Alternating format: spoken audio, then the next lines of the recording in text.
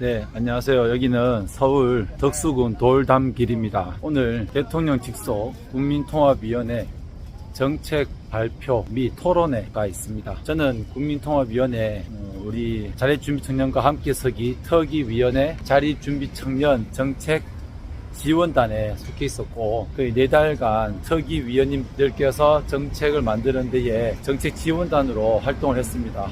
많은 큰 활약을 한 것은 아니지만 오늘 이곳 이제 돌담길 정동 아트센터 1982 아트센터에서 이제 정책 발표를 하게 되는데, 국민통합위원회 자립준비청년과 함께 서기 그 요약본을 봤는데 자립지원 필요청년이라고 문구를 조금 바꾸었더라고요. 자립지원 필요청년. 그래서 되게 주체적으로 그 아이들을 표현하는 주체성을 가진 청년으로 표기도 하고 했는데, 오늘 이 아침에 빨리 일어나서 서울까지 지금 아침 이제 9시입니다. 8월 31일 내일 제 출근지도 바뀌고 바쁜 가운데 이곳까지 왔습니다. 이런 다양한 활동을 많이 하고 있는 거는 여러분도 아실 거고요. 오늘 이제 기대가 되는데, 사실 이런 대외적인 활동을 하다 보면 언제까지 이 심한 말로 구걸을 해야 되냐라는 생각이 들어요. 이것은 구걸이 아니다라는 제 판단이 항상 어떤 그 인식을 하려고 하지만 그것도 좀 힘듭니다. 그리고 많은 분들, 뭐 교수님들이나 법조계에 있는 분들이나 많은 분들이, 정부에 있는 분들이 아이들을 바라보면서 항상 애처롭다, 가련하다 그런 생각들을 많이 가질 거고, 저 역시 보면서 저를 만나면 되게 구분되어 있는 삶이다라는 생각이 들더라고요. 언제까지 도움을 받아야 되고, 그리고 그 사람들이 되게 구분되어 있고 저를 보면서 잘 자랐다. 저는 정말 성인이잖아요. 저는 성인인데도 불구하고 자립 지원 필요 청년, 자립 준비 청년들과 비슷하게 바라보는 그런 부분들도 있는 것 같습니다. 그래서 한편으로는 그런 것들을 바라보면은 참 뭐랄까 조금 좀 불쾌하다는 생각도 들고, 언제까지 제가 어떻게 보면 또 더 자부심을 가지고 이 일을 해야 되는데, 항상 이런 자리 올 때마다 보면 우리 당사자들을 연구하는 사람들, 교수님들도 많이 오는데, 교수님들의 연구 대상 아니면 정부의 어떤 관심군에 속하는 이러한 부류에 있는 우리 같은 사람들, 부모 없이 큰 사람들에 대한 이러한 정책, 참 많은 관심을 가지고 그런 부분들은 중요하지만, 또 이 국민통합위원회에서 정책 발표를 함으로써 정부나 보건복지부, 고용노동부 등등, 교육부 등등 많은 곳에서 관심을 가지겠지만, 참으로 좀 애석합니다. 이 말편과 오늘 전달이 잘 될지는 모르겠지만, 우리들이 연구하고 우리들을 위하는 이 모든 것들이 제가 참여함으로써 그 긍정적인 이미지, 그리고 저를 바라보는, 또 제가 도와줘야 되는 그 아이들에 대한 책임감, 그런 것들이 느껴지는 오늘 아침이고요. 또 이제 참석하고 난 다음에 또 어떤 감정이나 어떤 변화나 어떤 새로운 정책들이 나왔는지 궁금하기도 합니다. 기대해 주시면 좋을 것 같아요.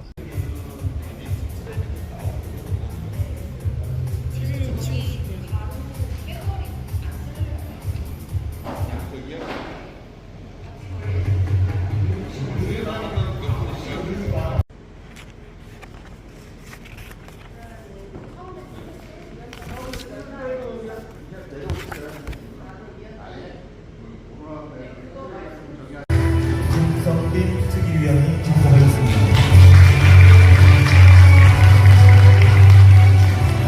김지영 특위위원님 참석하겠습니다.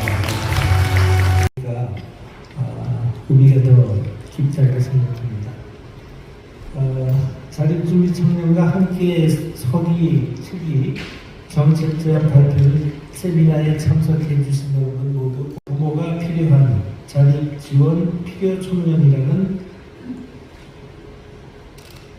말씀을 대통령께 잘 설명드릴 수 있었습니다. 대통령께서는 이 특위의 제안을 포함한 이 국민통합위원회의 지난 1년의 결과 보고서를 보고에 앞서 저희 특위 경과를 잠시 말씀드리겠습니다. 저희 특위는 지난 3월부터 6주간 특위 준비 TF 활동을 통해서 자립준비 청년의 자립을 지지하기 위한 방안을 모색하였으며 지고 있고요. 이번에 특별위원으로 활동을 한 송원석 단장이라고 합니다. 반갑습니다.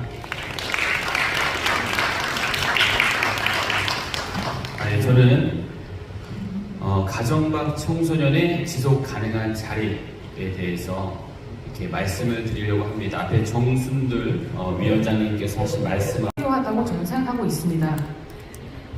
다행스럽게도 최근에 이제 그 기사들을 좀 많이 볼 수 있는데요. 기존에까지는 주로 포커스가 아이들이 만들어낸 범죄의 청년들에 대해서 정부가 관심을 가지고 주셔서 국민의 한 사람으로서 그리고 연구자로서 진심으로 감사하는 마음이었습니다. 그리고 그런 마음을 담아서 특위위원회에 참석해서 짧은 이제 역량이나마 기여를 하고 자립주의 청년들을 매년 기억하게 해주고 그와 관련된 법안이나 지원 제도들을 매년 정화시키고 바꿔가는 것이 필요하다고 생각합니다. 그래서 저는 8월 11일로 그날을 한번 좀 제안해봤는데요. 왜 8월 11일이냐? 팔자가 오뚜기 모양이잖아요. 자립준비 청년에게는 기회가 주어지면 언제든지 일어설 수 있다는 의미고요. 왜 또 10일이냐? 자립은 홀로 할 수 있는 게 아니라는 거죠. 함께 해야 한다는 거죠. 그래서 8월 11일이 우리 자립준비 청년의 날이 되었으면 좋겠다. 그래서 여기 계신 모든 분들이 함께 목소리 내주시고 함께 격려해 주시고 해야 그런 것들이 잘 이루어질 수 있지 않을까 생각이 됩니다. 아직 2분 남았는데요. 혹시 질문 있으신 분 있으시면 제가 답변을 좀 드리도록 하겠습니다. 자, 그래서 따로 생각들 몇 가지를 여러분들과 공유하고 싶어서 말씀을 드리게 됐습니다. 먼저 첫 번째는 개념에 대한 건데요. 오늘 나왔던 개념들이 굉장히 많잖아요.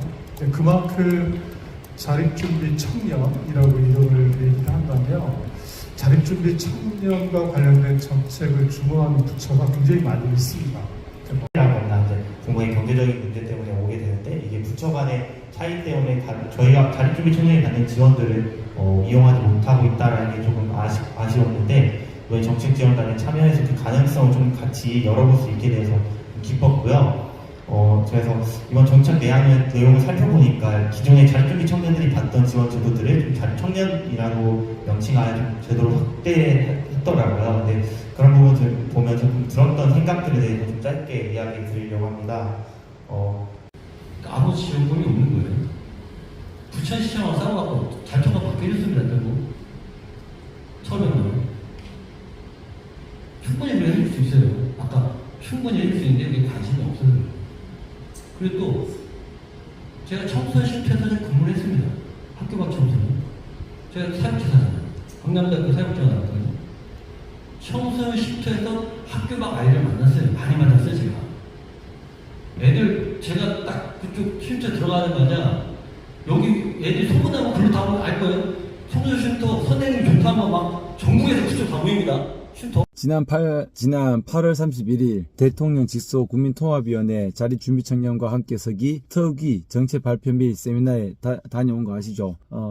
그 갔다 온 소감을 늦었지만 함께 나눠보고자 합니다. 그곳에서 김한길 위원장님과 정순둘 또 위원장님께서 여러 발표를 하셨고 또 교수님들께서 발표를 하고 또 여러 앞서 영상을 보셨겠지만 자립준비청년들 당사자들도 특위위원들도 정책지원단, 저도 정책지원단으로 참가를 했었고요. 정책지원단 중에 몇 분께서 발표를 하셨습니다. 그 많은 내용들 중에 공정한 기회를 줘야 한다. 그리고 어떤 시설 유형이라고 하면 아동 양육시설과 그리고 어떤 청소년 쉼터 그리고 가정 밖에 있는 그 청년들. 그래서 시설 유형과 시설 퇴소 시기, 빨리 퇴소하는 아이들도 있고, 보육원에 있는 아이들 뿐만 아니라, 촉법 소년이라든지, 그리고 학교 밖 청소년까지 다 아울러서 그 아이들을 함께 어떤 정보에 대한 이력도 이제 같이 가져가고요. 물론 명칭, 자립준비청년뿐만 아니라 그 대상의 유형이 늘어났습니다. 그래서 자립지원 필요청년이라고 해서